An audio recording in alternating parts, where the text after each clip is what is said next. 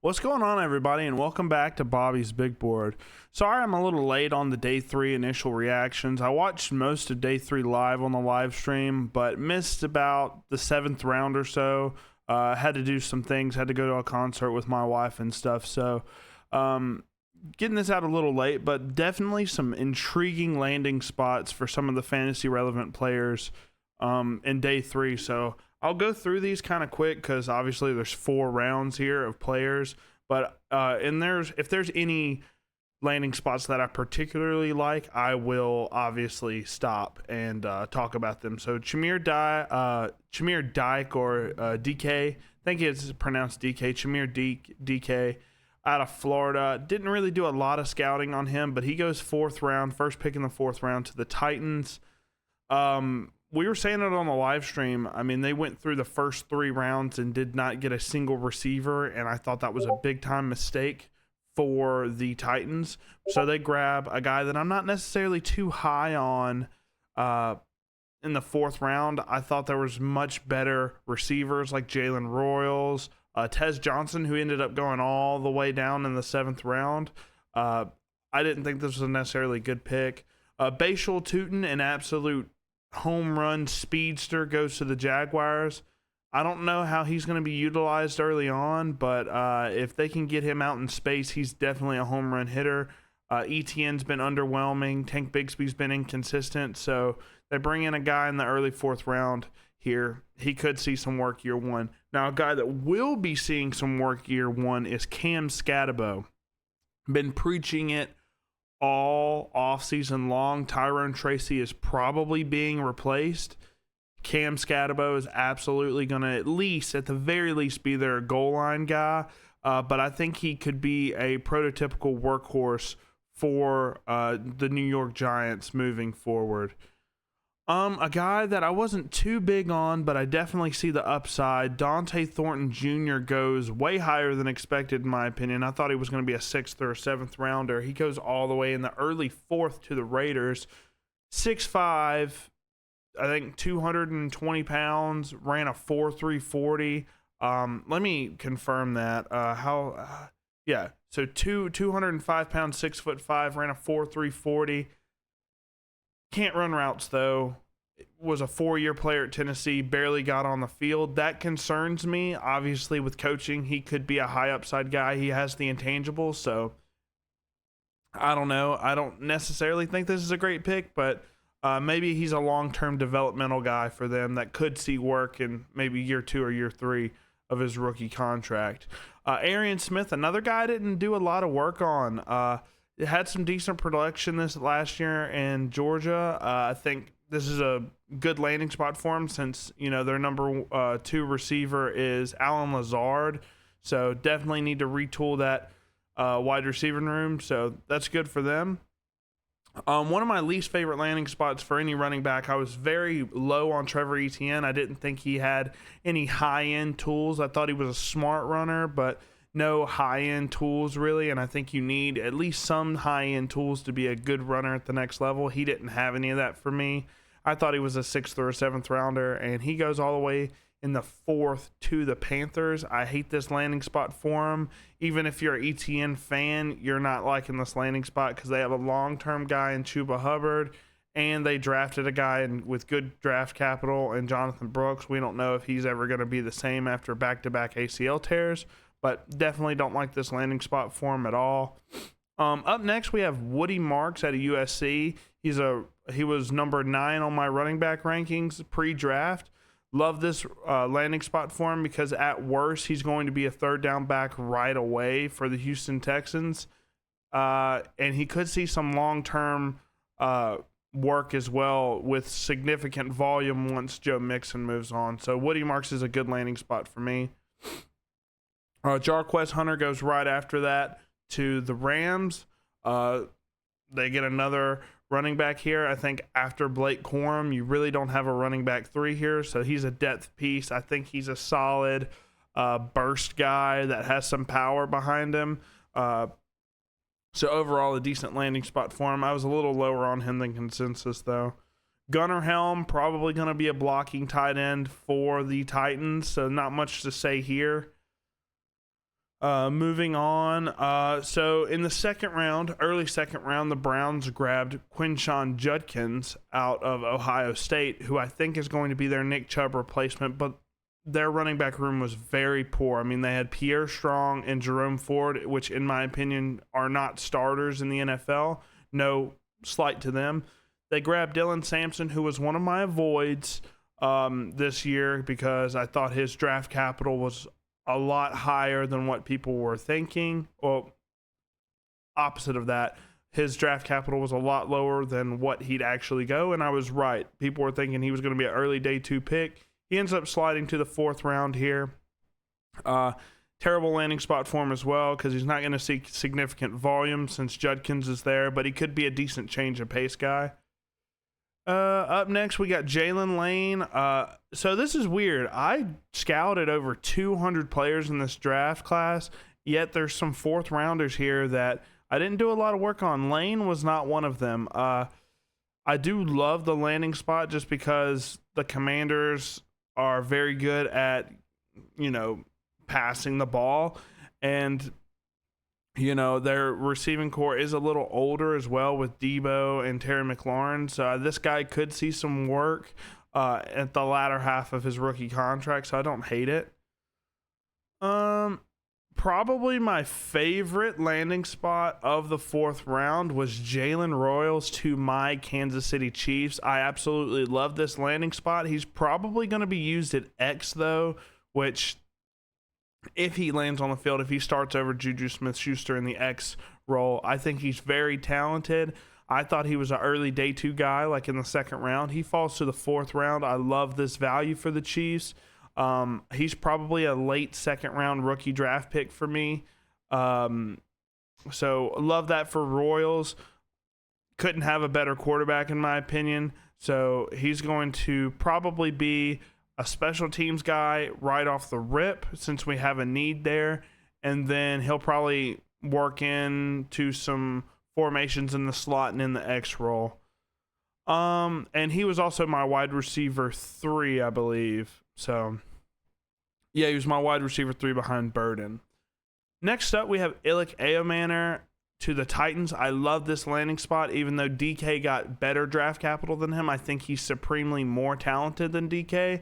Probably wants to get a little bit more experience under his belt since he only had 2 years of college and then came out a little early. So he'll probably end up working into the vertical X position after Calvin Ridley is gone. Jordan Watkins, a guy that really impressed me on tape. Didn't really have much to say about him in my rankings or anything like that, but I do think this is a solid pick for the 49ers in terms of a depth piece. All right, moving on to round 5. First quarterback, first skill position player in round 5 is finally Shedeur Sanders. A overwhelmingly confusing pick for me, in all honesty. They drafted Dylan Gabriel in the 3rd. They have Deshaun Watson, who probably doesn't play for them ever again. Flacco's there. Kenny Pickett's there. These both guys they brought in this offseason. Plus, they drafted Gabriel. There should have been no reason why they are drafting another quarterback, but here they are. That just means either your 5th round draft pick is useless or your 3rd round draft pick's useless, because I don't see them having all 5 of those quarterbacks on the roster. Obviously, they could cut Deshaun Watson after they restructured his contract. Maybe. I don't even know what that contract situation's like, if they are even able to cut him without a massive amount of dead cap. Yeah, I hate this pick for the Browns. It makes 0 sense to me. I thought Shedeur Sanders was a little bit better than the 5th round, obviously. I was notoriously low on him, but he should have gotten better draft capital than this, in all honesty. Hate the landing spot for him because there's almost no route to where he starts now. Gabriel had the higher draft capital, so I wouldn't imagine the 5th rounder gets starting time over the 3rd rounder, because that's going to make the GM and the coach look really bad. All right, so on the live stream, I was saying it over and over and over. When is Jordan James going to go? Because he was projected to be a 4th rounder. He actually falls to the 5th round to one of my more favorable landing spots for him, which is the San Francisco 49ers. All they have is Garendo, who they drafted around this range last year, who super athlete, but you can't really give him a bunch of volume touches because he ends up getting hurt. And then McCaffrey as well, also an injury-prone guy. I think there's a clear path for Jordan James to start, and if he does, he can be a superstar at the next level, at least in terms of efficiency, kind of like an Aaron Jones type. That's who I comped him to. Love this for Jordan James. Out of all the running backs that I scouted, Jaden Blue was actually at the bottom of the list just because of some ball security issues. Didn't wow me with his vision either. But this is the first running back the Cowboys take in this year's draft. I don't love the player, but the landing spot I can't deny. He probably gets a good bit of volume this year. Javonte Williams is just not an efficient running back, and Deuce Vaughn has just been significantly underwhelming in his NFL career this far. So Jaden Blue has a clear path to starting just like Jordan James does. DJ Giddens goes to the Colts. Not a bad landing spot either with how much Jonathan Taylor gets hurt every single year. Giddens can absolutely be their running back too. They really don't have much outside of JT in that offense. So I do love this pick for the Colts, even though Giddens probably not going to play a significant amount in his rookie season. Kendra Lambert-Smith, I think he's a smaller guy. Let me look here. Just a 6'1", 190, 4.37. Yeah. So they're drafting basically upside with this guy in the Chargers. They drafted Trey Harris in day 2. Probably sees some Z work, at least in his rookie season. Could definitely see that since they don't have much in terms of a receiving core. But yeah, overall, I think this is a decent pick for the Chargers. I probably won't be drafting him into the late 3rd, though, if at all. Mitchell Evans, another blocking tight end that's being drafted. There was a decent amount of these that were drafted this year. I thought more so blocking tight ends would go undrafted and people would pick them up after the fact.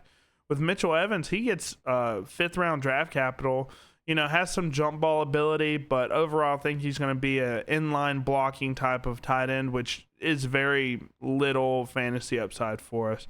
Now, a guy that's not a blocking tight end and has a great landing spot just because the only guy in front of him would be Will Dissly. A top 5 tight end for me in this class is Rondé Gadsden II. Great hands, transitioned receiver, so he's going to be a receiving sort of tight end for the Chargers. I love this for him. I think this is one of the better landing spots for any tight end in this draft class. Torrey Horton's up next, guy that's very intriguing, small school Colorado State guy, coming off an ACL injury, I believe, a knee injury to be specific. I know it was a knee injury, but I'm not sure if it was an ACL or an MCL. I think it was an ACL. But Torrey Horton comes off the injury, runs pretty well at the combine. I think he ran a 4.4 flat coming off the knee injury, so that's really good. Good yak guy. Shown some promise in the jump ball, vertical X position at Colorado State. Could line him up in the slot as well. So love this for him. Think this landing spot's solid because the age of Cooper Kupp, and JSN's the only guy there after Cooper Kupp leaves. Jackson Hawes, another kind of blocking tight end for the Bills. I don't think he sees any receiving work whatsoever. But they do kind of need a blocking tight end. Kincaid, that's not really his game. So, yeah, like I said, there's a few blocking tight ends, which is the next guy, Robbie Oots out of Alabama, another blocking tight end, basically, goes to the Seahawks. They drafted Elijah Arroyo as their receiving guy in day 2, so I wouldn't expect this guy to see any receiving work whatsoever. So him and Jackson Hawes are basically ignores for me in rookie drafts, even with tight end premium. All right, moving on to round 6 real quick. So Ollie Gordon I was wondering where he was going to get drafted. I thought he'd be a day 3 guy, but not as late as the 6th round. Ollie Gordon finds a favorable landing spot in Miami because they lost Raheem Mostert in free agency, so they really don't have a power back on the roster. They have A-Chain, but he's proven that he can't stay healthy a significant amount of time.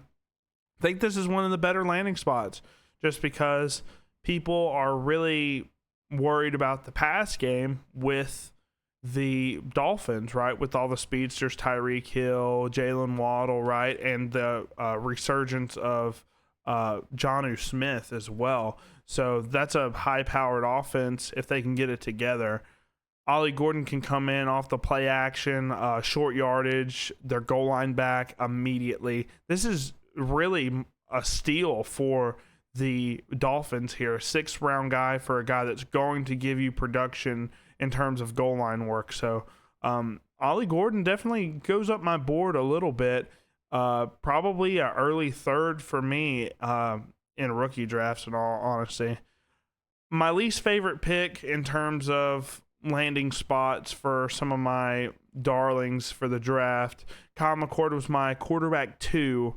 Goes all the way in round 6. I love the upside with Kyle McCord. Thought he had a fantastic arm. In my opinion, the best arm in the draft. Was an absolute killer at Syracuse last year. Led the nation in passing yards. Loved what I saw on tape. But teams passed on him. I don't know if the interviews went bad or if they want more upside in terms of a runner than Kyle McCord. I'm not sure why he fell so far. But he goes to the Eagles in the 6th round. I mean, Jalen Hurts is a little injury prone, but he's not going to start right away, obviously. I would have loved for the Steelers to pick him, but he goes to the Eagles. I hope that he gets traded, kind of like a similar Joe Milton situation. Get him in the preseason, let him ball out, because he's going to ball out in the preseason, I think so. So, hate this landing spot. Love the player, though. Up next, we have Devin Neal. Thought he was maybe a 3rd or a 4th rounder. He goes all the way to the 6th round. This is great value for the Saints, in my opinion. A guy that had great patience at the line. He was my RB10. I think he's like the 20th running back taken in this draft. Love the landing spot for him, too, at least from a long-term outlook if he makes the team.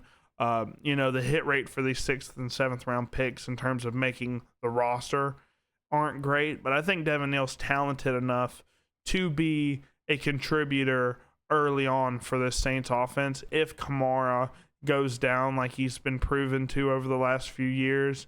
And Kendre Miller just has been underwhelming, unfortunately. So I think Devin Neal can be at least their RB2. Next up, so with this pick, I'll say this now. They didn't draft a quarterback till round 6, and Mason Rudolph is currently their starter. That leads me to believe they're pretty confident that they're going to land Aaron Rodgers to start this coming year. But I love the value with Will Howard. He was my QB3. Sometimes he's my QB4. It just depends. I think he's my QB3 as of right now just because it's a great landing spot. If Rodgers ends up pulling the plug on his career, I think it's unlikely now, but Will Howard's definitely more talented than Mason Rudolph, even though he falls all the way down to the 6th round here. Love the landing spot for him, and he could absolutely start year 1 if things go right for him. So, Titans, I thought they would perhaps go running back a little earlier than this. Khalil Mullings is a prototypical power back with little to no receiving upside. Could be the Tony Pollard replacement long term if they like him enough, if he's talented enough. In my opinion, on tape, I didn't see enough consistency with his vision to warrant him a roster spot long term. But who knows? He could improve some of that and absolutely be the Tony Pollard replacement. But I'm kind of low on him all in all. Up next, Riley Leonard, who I think was my QB6 or QB5, somewhere in there, goes to the Colts, which I don't love Riley Leonard as a thrower, but he very well could be the best passer in terms of fundamentals on this Colts offense, which is crazy since he's a 6th-round pick quarterback. But it's an intriguing pick for the Colts just because of the situation with Anthony Richardson. He's on a very short leash right now. If he has 2 or 3 bad games next year, he's out of there and probably not going to start for the Colts ever again. And then they have Daniel Jones, who has struggled mightily through his NFL career thus far. If he continues to struggle, we could very well see Riley Leonard start a couple games next year if that QB room just can't get it together. So one of my takes for the draft was that Chase Brown was probably going to be replaced by the 4th round. A lot of these running backs fell with how hyped this running back class was, which there is a lot of running backs that got drafted compared to other classes. I thought they'd go a little bit earlier. That was kind of a miss by me. But they do go running back, a power back, kind of the Zach Moss replacement. Taj Brooks out of Texas Tech has had great production at Texas Tech over the past couple seasons. I think he's had back-to-back 1,100-yard years with, I think, 12-plus touchdowns each year. So great pick by the Bengals. Definitely didn't love the speed, but loved the physicality. So he could definitely take some reps from Chase Brown.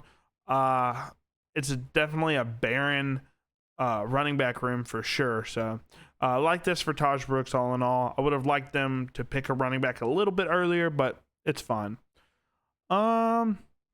Up next, we got Graham Mertz out of Florida, QB. I actually got to watch him live, watch him and Lagway throw. They kind of split games for that, split reps for that Mississippi State game. Thought he was fine. Definitely not a NFL quarterback in my opinion, but the Texans kind of use him. It's a terrible landing spot because they have C.J. Stroud. They have Davis Mills as well, who's shown to be a more than competent backup. So, yeah, Graham Mertz probably doesn't make the team and is probably a practice squad guy all in all. Pittsburgh, Gavin Bartholomew, tight end out of Pittsburgh, goes to the Vikings. Not much known about this guy, in all honesty. I thought he was going to be an undrafted guy. Big guy, kind of has some receiving upside maybe. Hawkinson is going to be the guy there, so I'd probably ignore this guy all in all, unless, he gets some hype in training camp. Jimmy Horn Jr., guys were hating on me because they saw a lot of upside in Jimmy Horn Jr. Thought he was really fast, electric playmaker in the slot. I didn't see that. I thought he was fast on film, but had some big-time drop issues, not much production either. So the Panthers, he's going to be in a very cluttered wide receiver room. He might not even make the team all in all. So kind of was right about Jimmy Horn Jr. Unless he balls out in the NFL. I hope he does, but I don't see it. Tommy Mellott, Montana State wide receiver. So he was actually announced, I want to say, as a quarterback. Yeah. So he actually was announced as a quarterback. It looks like it changed to a wide receiver. So he's probably going to be like a Taysom Hill type of guy if he actually makes it in the NFL. More than likely, with his athleticism, probably going to be a special teams guy. Cam Miller out of North Dakota State. Actually, I watched him in the Colorado game, and he was kind of like this dual threat kind of, like a dual threat kind of quarterback. I wish I had a better term for him, but he kind of balled out for that North Dakota State game. Hadn't heard anything in terms of buzz about him since that game. Obviously, didn't watch a lot of North Dakota State games, but interesting pick here for the Raiders. Definitely don't have anything in terms of depth at the position. They just have AOC and Geno Smith right now. So decent to grab a QB3 practice squad guy more than likely if he makes the team. All right, moving on to the 7th round. Didn't hear much about this guy. But the Giants do draft him. They do kind of have a need at tight end since Theo Johnson got hurt. I thought he was a promising young tight end, but coming off back-to-back big-time injuries, I don't know if this guy makes the team or not, but he could. Don't know a lot about him, though. Damian Martinez, a guy that I loved on tape, big powerhouse, physical running back, goes to the Seahawks, which isn't a great landing spot because Kenneth Walker's there, even though I don't think he's there long term. And then Zach Charbonnet, who actually looked really solid when he started last year. Damian Martinez is probably going to work into a practice squad role, come in if there's an injury probably, but I do love the talent in Damian Martinez. I thought he was probably my RB 11 or 12. Curtis Rourke, who was in my top 10 list, thought he was a kind of like an Alex Smithy type of thrower of the football, likes his check downs, pretty efficient as well in terms of just getting the ball out quick. He's a big prototypical size quarterback as well. Goes to the 49ers. If the contract situation with Purdy doesn't work, you got him and then their other backup, I forget his name. You could, work with one of them. The 49ers have proven that they can be efficient with pretty much anybody at quarterback. Brashard Smith, I love this pick for the Chiefs. I wasn't very high on him as a runner just because he's very new to the position. He's a wide receiver converted to running back. But in his last year of eligibility with SMU, he actually looked pretty solid as a runner, over 1,000 yards, I think 10 touchdowns, and obviously had some receiving upside as well. I think he had 400 or 500 yards receiving. Chiefs have a need at receiving back. We lost Samaje Perine, right? So we kind of have a void there. We don't really have a big-time pass catcher. So I would probably believe Brashard Smith definitely makes the team here and could be an upside guy in the 4th round if you want to grab him. Fall from grace for Quinn Ewers. Although I kind of like the landing spot for him and his chances to play, just because Tua has proven that he's got some durability problems. But Quinn Ewers, the former number 1 overall recruit in his high school class, I thought he'd probably be a late day 2, early day 3 guy. But the problem with these quarterbacks is no teams really need quarterbacks anymore. And if they did need quarterback, they addressed it early on in the draft. I thought the Dolphins could have taken a quarterback, and they do in the 7th round with Quinn Ewers. I think, he was my worst graded quarterback in this class. But, maybe I know he was playing through injury, so maybe that's the issue. Hopefully he does good with the Dolphins, shows up in preseason, shows up in training camp, and earns the QB2 spot. That's his upside. Up next, a guy who, could have made my top 10 running backs. Definitely a sleeper for me just because of how good he is in pass pro. Kyle Monangai. I thought the Bears could possibly take a running back earlier on in the draft just because all they have is DeAndre Swift and Roschon Johnson. They grabbed Kyle Monangai because they really didn't have a power guy. They grabbed Kyle Monangai here, who's definitely a power guy. These late-round Rutgers running backs have been hitting lately, and I don't see it stopping with Kyle Monangai. I love the player.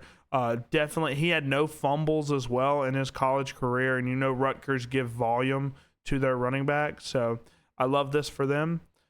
Moving on to Tez Johnson. Thought he would probably go in the 4th round, but I guess his size concerns paired with his poor 40 time at the combine fall him all the way to the 7th round.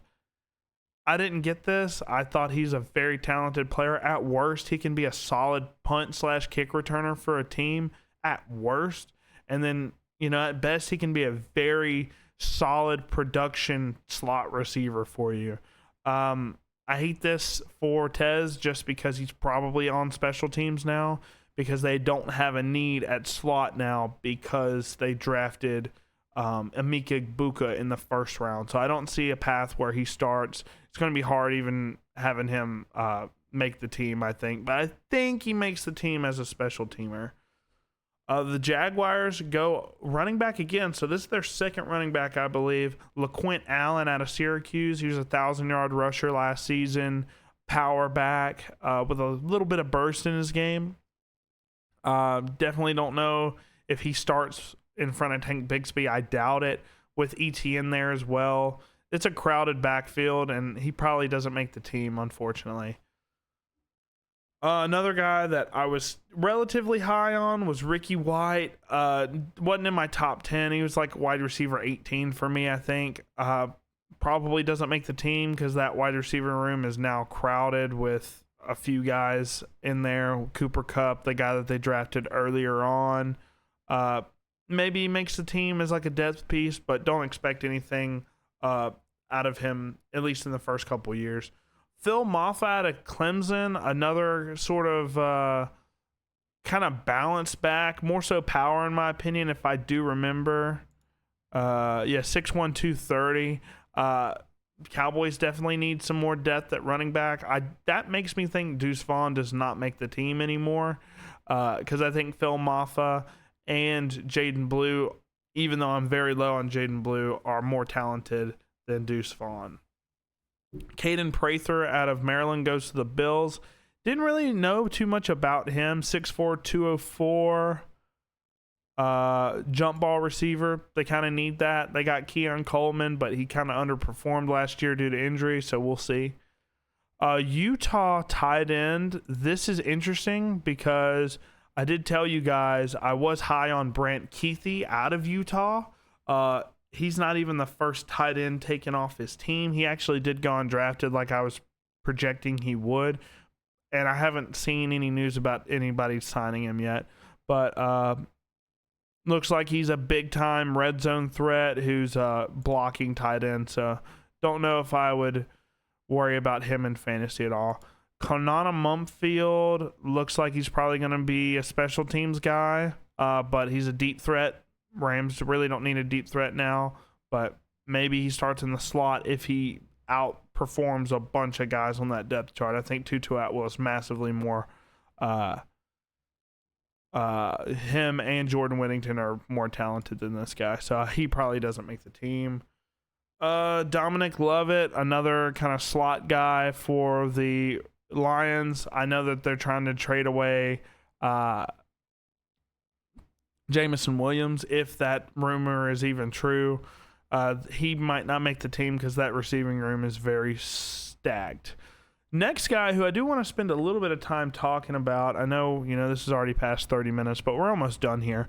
Ja'Cory Crosky-Merritt out of Arizona. Actually, if you guys don't recognize the name, he didn't really play that much. He played one game for Arizona, showed out, and then he had some eligibility issues pop up. He played at New Mexico before that and had a 1,000-yard season. I love the burst out of this kid, love the shiftiness out of this guy. I think the Washington Commanders got a steal with this guy in the 7th round. So we'll definitely see if he ends up making the team because I love the talent there. I think he fell only because the production was literally nothing this past year outside of one game. UCLA actually had some production last year. I don't know this guy at all. Definitely have a need at tight end. I know they just re-signed Jawan Johnson to a big-time deal, which made zero sense to me. But he probably doesn't make the team, and if he does, it's probably on special teams. Junior Burgeon out of Montana. Running back, wide receiver hybrids, probably special teams, but maybe offer something. The Texans definitely have a need at tight end. Luke Lackey was probably the worst Iowa tight end I've ever seen, just in terms of production and upside, but they pick him just because, hey, helmet scouting, it works sometimes. And then that's it. There's definitely some good picks, some bad picks, in my opinion, for fantasy, some great landing spots, some not great landing spots. I'm working on a video right now that'll probably be out Monday or Tuesday. Top 5 favorite landing spots for fantasy relevant players and my top 5 worst. And obviously, guys, I'm working on my rankings overall in terms of, you know, my quarterback, wide receiver, running back, tight ends, everything like that. So those should be out towards the later half of the week. I'm excited to show you guys that. And yeah, I think overall I was right about a lot of the players that we were meant to avoid. Like except Dart, I think that's a bad take right now. But overall, I think we were spot on the draft. Yeah, I'm looking forward to you guys' rookie drafts. If you got any questions about who you want to pick at certain spots in your rookie drafts, drop them in the comments, man. I'd love to hear them. But outside of that, thank you guys for watching. Don't forget to like and subscribe, and I'll see you guys in a couple days. Hey.